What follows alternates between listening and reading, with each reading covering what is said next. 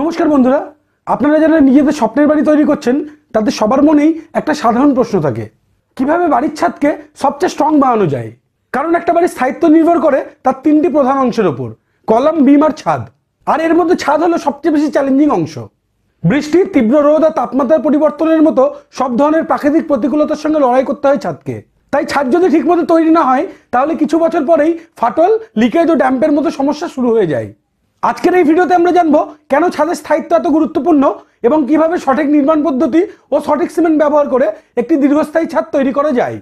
ভিডিওটা খুবই ইনফরমেটিভ হতে চলেছে, তাই মনোযোগ সহকারে সম্পূর্ণ ভিডিওটা একদম শেষ পর্যন্ত দেখতে থাকুন। তো চলুন শুরু করা যাক।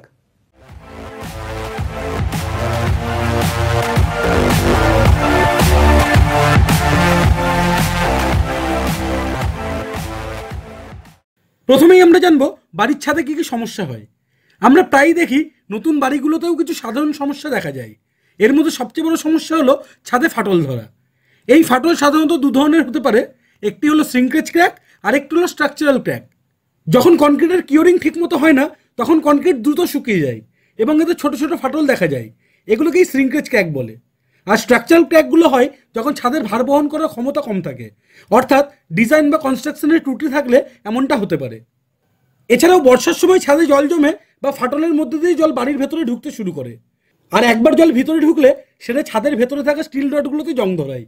এতে ধীরে ধীরে পুরো স্ট্রাকচার দুর্বল হতে থাকে, তখন বারবার মেরামত করতে হয়, আর সেই খরচ অনেক সময় নতুন করে ছাদ তৈরির খরচের মতোই হয়ে যায়। এই সমস্যার সমাধান নিয়ে এসেছে শ্রী সিমেন্টের বাঙুর রুফন প্লাস সিমেন্ট। এটি সাধারণ সিমেন্ট নয়, এটি একটি প্রিমিয়াম হাই ডেন্সিটি ফর্মুলা যা বিশেষভাবে তৈরি আপনার বাড়ির সবচেয়ে গুরুত্বপূর্ণ অংশ ছাদ, কলাম আর বিমের জন্য। বাঙুর রুফন প্লাস সিমেন্টের বিশেষ গঠন ফাঁকফোকর কমিয়ে দেয় এবং জল ঢোকার পথ বন্ধ করে দেয়, ফলে আপনার বাড়ি থাকে ড্যাম্প আর লিকেজ মুক্ত। একই সঙ্গে এটি পুরো স্ট্রাকচারকে বাড়তি শক্তি দেয় যাতে আপনার বাড়ি বছরের পর বছর মজবুত আর সুরক্ষিত থাকে। হ্যাঁ, দামে হয়তো একটু বেশি, কিন্তু এটা কেনা পুরোপুরি যুক্তিযুক্ত। কারণ জীবনে যখন একবারই বাড়ি তৈরি করবেন তখন সেটা এমনভাবে বানানো উচিত যাতে সেটি সত্যিই আজীবন টিকে থাকে। তবে এর দেরি কেন? এখনই গেট এস্টিমেটে ক্লিক করুন আর জেনে নিন আপনার এলাকায় বাঙুর রুফন প্লাস সিমেন্টের সর্বশেষ দাম।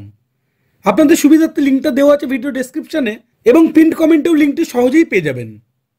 যাই হোক, এবার আমরা জানবো কেন সঠিক সিমেন্ট নির্বাচন করা জরুরি। দেখুন, ছাদ হচ্ছে হরিজন্টাল স্ট্রাকচারাল মেম্বার, যেখানে ডেড লোড আর লাইভ লোড দুটোই থাকে। সাধারণ সিমেন্টের ছাদ করে ডেন্সিটি কম থাকে, ফলে পোরোসিটি বেশি হয় আর জল সহজেই ঢুকে যায়, ফলে লিকেজ আর ড্যাম্পের মতো সমস্যা দেখা দিতে পারে। তাই লোড বিয়ারিং অংশগুলির জন্য দরকার হাই ডেন্সিটি সিমেন্ট, যেখানে সিমেন্টের মাইক্রো পার্টিকেলসগুলো শক্তভাবে বসে যায়, ফলে ভয়েডস কম থাকে আর কম্প্রেসিভ স্ট্রেংথ অনেক বেশি হয়। তো টেকনিক্যাল দিক তো জানলেন, এবার একটা বাস্তব ছবি কল্পনা করুন। আপনি অনেক কষ্ট করে টাকা জোগাড় করে নিজের বাড়ি বানালেন। প্রথম কয়েক বছর সব কিছুই ঠিক আছে, তারপর হঠাৎ ছাদে ফাটল ধরলো, বৃষ্টির দিনে জল চুইয়ে পড়তে শুরু করলো, দেওয়ালে ড্যাম্প এসে গেল। আপনাকে তখন আবার কন্ট্রাক্টর ডাকতে হচ্ছে, রিপেয়ার করতে হচ্ছে, খরচ করতে হচ্ছে আরও টাকা। কিন্তু সমস্যার মূল কারণ যদি স্ট্রাকচারে থেকে যায় তাহলে সমাধান কখনোই হবে না। তাই ছাদ ঢালাই করার সময় সঠিক সিমেন্টের ব্যবহার খুবই প্রয়োজনীয়। তবে সঠিক সিমেন্ট ব্যবহারের পাশাপাশি কিছু নির্মাণ পদ্ধতি মেনে চলাও সমান গুরুত্বপূর্ণ। প্রথমত, সঠিক অনুপাত। কংক্রিট তৈরির সময় সিমেন্ট, বালি এবং পাথরের অনুপাত অবশ্যই ঠিক রাখতে হবে। সাধারণত M20 গ্রেডের কনক্রিট বা এর চেয়ে ভালো গ্রেডের কনক্রিট ছাদের জন্য উপযুক্ত। নেক্সট পয়েন্ট হলো পর্যাপ্ত কিওরিং। ছাদ ঢালাইয়ের পর কমপক্ষে 21 থেকে 28 দিন পর্যন্ত ভালোভাবে জল দিয়ে কিওরিং করতে হবে, এতে কনক্রিট সম্পূর্ণরূপে তার শক্তি অর্জন করতে পারে। এরপরের পয়েন্ট হলো ওয়াটারপ্রুফিংয়ের ব্যবহার।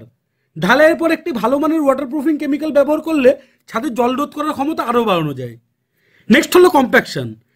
ঢালাইয়ের সময় কনক্রিটে ভালোভাবে ভাইব্রেটর ব্যবহার করে কম্প্যাক্ট করা প্রয়োজন, এতে কনক্রিটের ভেতরের এয়ার বাবলস বেরিয়ে যায়, যা কনক্রিটকে আরও ঘন এবং মজবুত করে।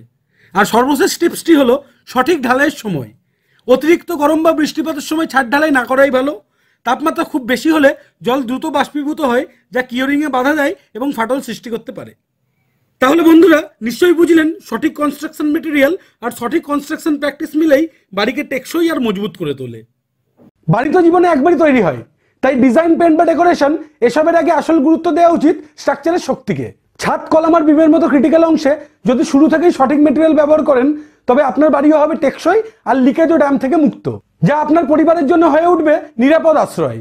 যাই হোক, আশা করি ভিডিওটা আপনাদের উপকারে আসবে। ভিডিওটা যদি ভালো লেগে থাকে তাহলে অবশ্যই একটি লাইক করবেন এই রিলেটেড আপনাদের যদি কোনো কোয়ারি থাকে তাহলে নিচে কমেন্ট করে আমাকে সেটি জানাতে পারেন। আর এই ভিডিওটা বেশি করে শেয়ার করে দিন আপনার বন্ধু বান্ধব ও প্রিয়জনদের মধ্যে। এবং সবশেষে আপনি যদি আমার এই চ্যানেলে প্রথমবার ভিজিট করেন তাহলে অবশ্যই চ্যানেলটি সাবস্ক্রাইব করে অল নোটিফিকেশন অন করে দেবেন। আজকের জন্য এটুকুই, আবার দেখা হবে নতুন কোনো ভিডিওয় নতুন কোনো টপিক নিয়ে। ততদিন অবধি ভালো থাকবেন, সুস্থ থাকবেন, আপনার দিন শুভ হোক।